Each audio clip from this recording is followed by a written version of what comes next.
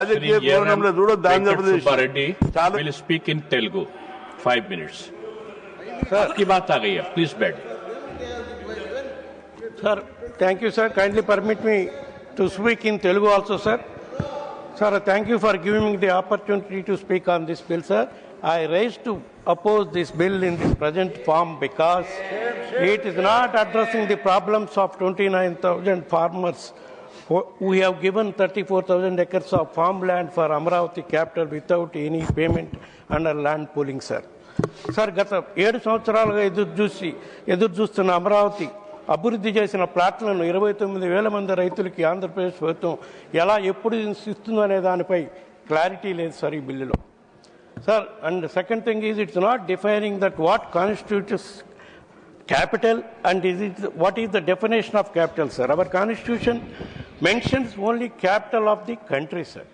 Sir, Government of India has itself filed an affidavit in the court, High Court, stating that the decision to decide the capital has the prerogative of the state, sir.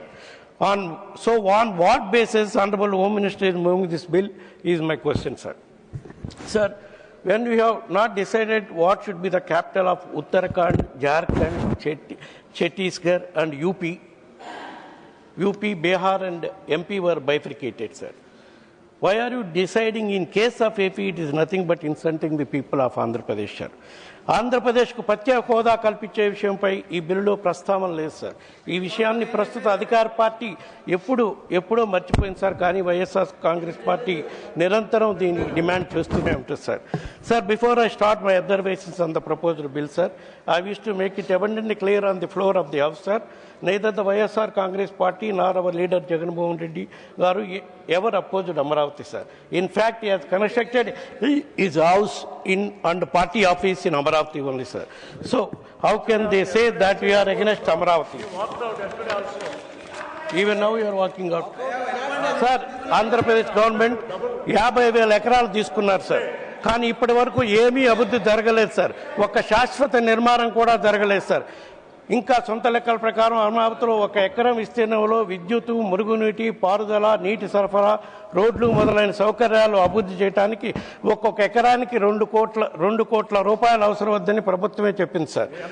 50,000 ఎకరాలు acquire చేయాలని చెప్పి తీసుకోవాలని చెప్పి తీసుకున్నారు sir. 50,000 ఎకరాలకి 2 లక్షల లెక్కన 1,00,000 కోట్ల రూపాయల నిధులు అవసరం అవుతాయి సార్. రెండో దశలో మరో 50,000 ఎకరాలు తీసుకుంటామని ఇప్పటికే 20,000 ఎకరాలకి నోటిఫై కూడా చేశారు సార్. మరి ఈ 2 లక్షల కోట్లు అంటే 50,000 ఎకరాలు ఇదివరకు తీసుకుంది, మళ్ళా తీసుకోబోయే 50,000 ఎకరాలకి ఎకరాకు 2 కోట్ల లెక్కన సుమారుగా 2 లక్షల కోట్లు ఈ ప్రాంత అభివృద్ధికి కేవలం ఇన్ఫ్రాస్ట్రక్చర్ ఫెసిలిటీస్ క్రియేట్ చేయడానికే అవసరం అవుతుందని, ఈ కొత్త రాజధానిలో నిర్మాణానికి అవసరం అవుతుందని చెప్తున్నారు సార్. దీనివల్ల కొత్త రాజధాని భావన వచ్చినప్పుడు చేసిన ప్రాథమిక అంచనాల ప్రకారం ద్రవ్యోల్బణం మొదలైనవి కూడా కలిపితే ఈ మొత్తం ఎంత పెరుగుతుందో కూడా ఆలోచించుకోవాలి సార్. దీని మీద కేవలం వడ్డీలకే సంవత్సరానికి సుమారుగా 20,000 కోట్లకి భావితరాలు పే చేయాల్సి వస్తుంది sir. Sir, look at how much present AP government invested after ruling AP for 7 years, sir. So far in 7 years, just 8,000 crores as they have spent on Amravati, sir. If you can invest just 8,000 crores in 7 years, imagine how much time you will take to invest 2 lakh crores, sir. How would be this 2 lakh crores multiply after 25 years, sir? Sir, కేవలం 2 సంవత్సరాల్లోని ప్రభుత్వం ఆంధ్రప్రదేశ్ దాదాపు సుమారుగా 3,40,000 కోట్లు అప్పు చేశారు sir. ఇప్పుడు రాజధాని నిర్మాణం పేరుతో 2 లక్షల కోట్లు అప్పు చేస్తే ప్రతి పౌరుడి తలపై 36,000 అప్పు భారంగా తప్పనిసరి చెప్పబడుతుంది సార్. ఈ నిర్లక్ష్యమైన అప్పులు ప్రయాణం ఇలాగనే కొనసాగితే 2029 నాటికి మన రాష్ట్రం సుమారు 14 లక్షల కోట్ల అప్పుల పర్వతం కింద నలిగిపోతుంది సార్. అంటే ప్రతి పౌరుడిపై దాదాపు 2 లక్షల వారసత్వగా మారబోతుంది సార్. ప్రజలకు అవకాశాలు, ఉద్యోగాలు, భవిష్యత్తు ఇవ్వాల్సిన ప్రభుత్వం ఆంధ్రప్రదేశ్లో పుట్టబోయే ప్రతి శిశువుకి సుమారుగా 2 లక్షల అప్పు వారసత్వంగా ఇచ్చే పరిస్థితి వస్తుంది sir. Sir, secondly, there is not even a single permanent building, sir. All are temporary structures. Sir, in the last monsoon, the entire Amravati was flooded and inundated, sir. It is a fact. There are video recordings also, sir. That is why we have decided to go for Vizag. That is a developer city, has a growth potential. and can compete with Hyderabad, Bangalore and Chennai. That is why you wanted to create three capitals, Vizag as the executive capital, Kurnool as judiciary capital, as per the Sribag Pact, and Amaravati as legislative Please capital. conclude. This clearly indicates that you are not against Amaravati, sir. Sir, అమరావతిలో నిర్మాణం అయ్యాను చూడండి sir.